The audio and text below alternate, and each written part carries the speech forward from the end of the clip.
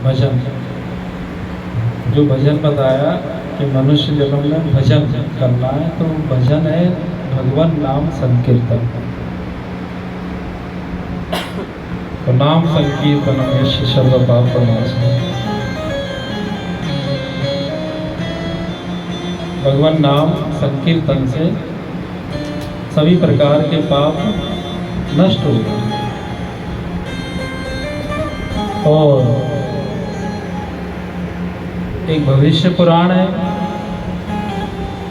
भविष्य पुराण में ऐसा बताया, आज जो श्री कृष्ण जन्माष्टमी के दिन जो लोग व्रत रखते हैं, कितने लोग व्रत रखते हैं? व्रत रखते हैं तो 100 जन्म, पिछले 100 जन्मों में जो पाप हुए होंगे, 100 जन्म के पाप नष्ट हो जाते हैं आज श्री कृष्ण जन्माष्टमी का व्रत रखते हैं। इस पुराण में भविष्य पुराण में। और ब्रह्म वैवर्त पुराण में क्या है, उसमें यह है 20 करोड़, कितनी 20 करोड़ एकादशी व्रत, 20 करोड़ एकादशी व्रतों का जो फल आपको मिलता है वो आज केवल कृष्ण जन्माष्टमी का व्रत रखने से है। इसलिए बड़ा में आज के दिन का बड़ा महत्व सबको मनाना चाहिए। प्रत्येक घर में, विशेषकर भारतवर्ष के तो प्रत्येक घर में कृष्ण भगवान की जो जन्माष्टमी है, इसको सबको ही मनाना चाहिए।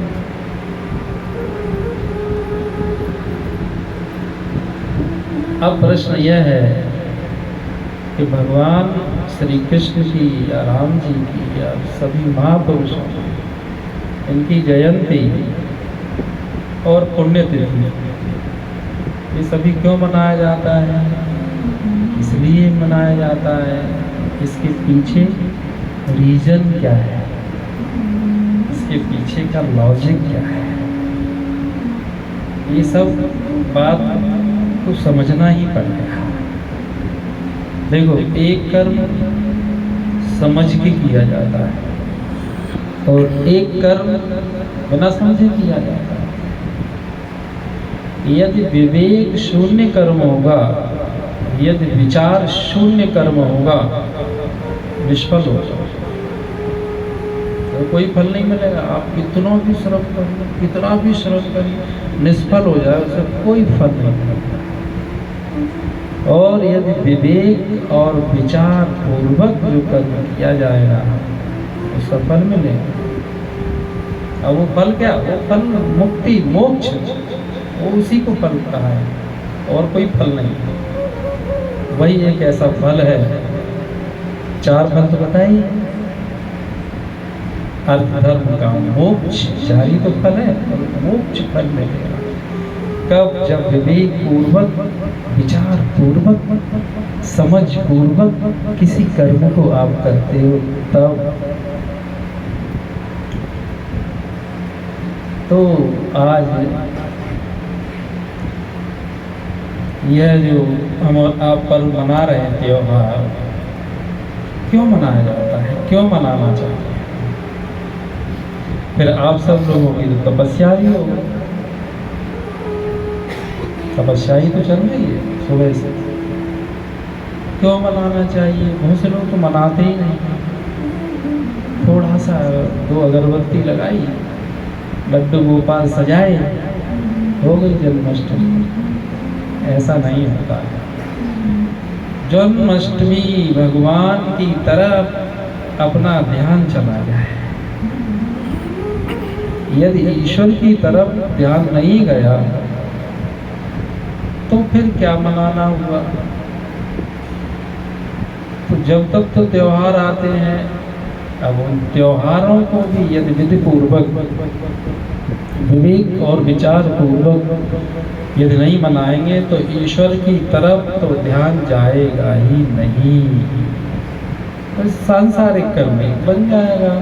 अब सांसारिक कर्म बन जाएगा तो सांसारिक कर्म का तो कोई फल ही नहीं, क्या निष्फल है, क्या मिलेगा।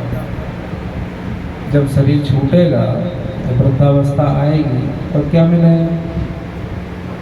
वृद्धावस्था पे ही सब चला जाएगा अपना, तो मृत्यु के तो एक झटके में सभी चला जाएगा। यहाँ जो भी प्राप्त होगा वो मृत्यु के एक झटके में सब छूट जाएगा। तो फिर क्या होना चाहिए, वो एक ही चीज है, नहीं ज्ञानीन शब्दशम पवित्र नहीं देते, ज्ञान ज्ञान ज्ञान शून्य भक्ति का भी तो कोई अर्थ नहीं है। आप जिसे भक्ति समझ रहे हैं उस भक्ति का भी तो कोई फल नहीं है। अब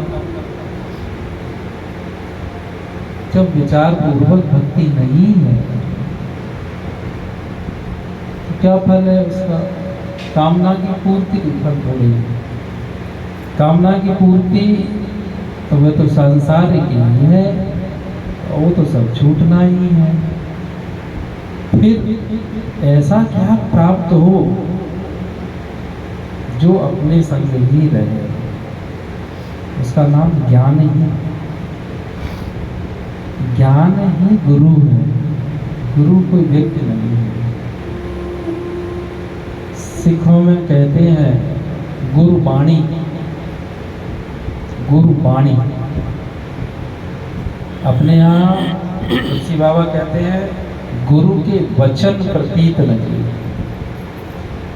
गुरु के वचन, गुरु पर नहीं, गुरु के वचन प्रतीत है। गुरु के वचन ही गुरु। यदि गुरु के वचन पर ध्यान नहीं है तो आप बिगड़े ही हैं, और गुरु के वचन पर ध्यान है तो आप सभी हैं। गुरु के पर्यायवाची कर लो आज, चलो गुरु के पर्यायवाची सब लोग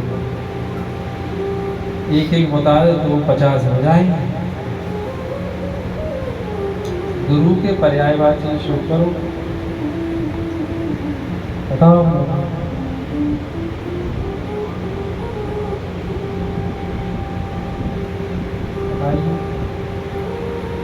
तो कोई बात नहीं है, नहीं आ गया कोई बात नहीं, बता दो तो कोई बात नहीं, बता दो कोई बात नहीं।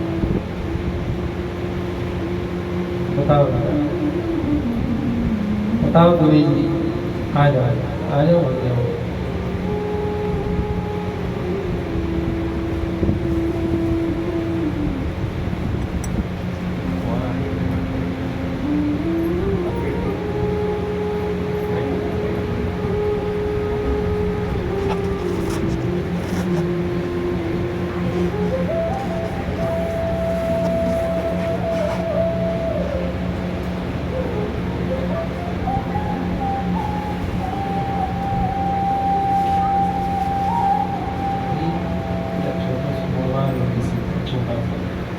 घड़ी हुई किसी का तो हम देखते चले 4:30 से। और रोहिणी नक्षत्र अब आज के जागरण में तो बहुत आवश्यक है। और फिर ऐसा किसी पर दबाव नहीं है, जबरदस्ती नहीं, इसको रुचि, जिस काम में रुचि हो तो बड़ा अच्छा लगता है, और रुचि नहीं तो अच्छी नहीं लगता। ऐसा समय आ जाए कि सत्संग में रुचि हो जाए, सत्संग में अच्छा लगने लगे। जब सत्संग में अच्छा लगने लगे, जैसे पूजा पाठ में तो सबको अच्छा लगता है, अच्छी बात है। ऐसा कोई नहीं होगा जिसको पूजा पाठ में अच्छा नहीं लगता, सबको अच्छा लगता है। लेकिन सत्संग में कितने लोगों को अच्छा लगता है, उसमें भी वेदांत की, ज्ञान की, यथार्थ की चर्चा कितने लोगों को अच्छी लगती है? यथार्थ चर्चा। ऐसा कोई व्यक्ति भाग्यशाली जिसको यथार्थ चर्चा में रुचि हो जाए, यथार्थ चर्चा अच्छी लगने लग जाए, बस यही उसका मोक्ष है। बात कठिन सी लगी हुई, यही उसका मोक्ष है। बताएं आप, जब वृद्धावस्था आएगी, वृद्धावस्था में कोई ऐसा भाग्यशाली व्यक्ति जिनको यथार्थ चर्चा में मन लगा हो, यथार्थ चर्चा उसको अच्छी लगती हो, वृद्ध हो जाए, तो समझ लो मोक्ष हो गया। क्यों? क्योंकि वृद्धावस्था में तो भगवान की जो कथाएं हैं, लीलाएं, वे भी अच्छी नहीं लगती, फिर तो पूजा पाठ भी अच्छा नहीं लगता। जैसे स्वास्थ्य ठीक नहीं हो, बीमार हो कोई व्यक्ति, स्वास्थ्य अच्छा नहीं हो, उसके बाद भी सत्संग में उसको अच्छा लगे, जबकि स्वास्थ्य ठीक नहीं। यदि स्वास्थ्य ठीक नहीं तो अच्छी नहीं लगेगा, पूजा भी अच्छी नहीं लगेगी, पाठ भी अच्छा नहीं लगेगा, दूसरा कोई भक्ति कर रहा वो भी अच्छा नहीं लगेगा जब वो बीमार हो। और यदि उसका स्वास्थ्य अच्छा नहीं है, उसको सत्संग अच्छा लग रहा है, मोक्ष ही है उसका। क्यों?